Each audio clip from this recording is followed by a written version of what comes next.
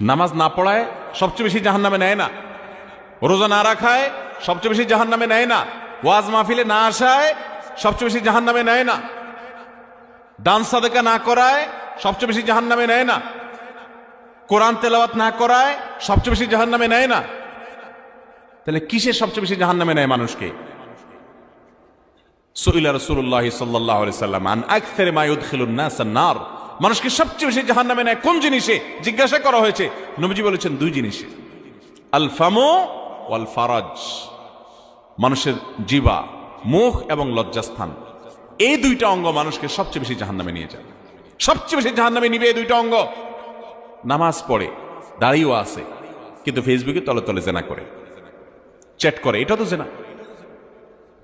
মানে সে কারোর প্রতি আসক্ত, হারাম রিলেশন হয়ে গেছে, এটা মহামারীর আকার ধারণ করে। সবচেয়ে বেশি মানুষ জাহান্নামে যাবে এই পাপের কারণে, অপরাধের কারণে।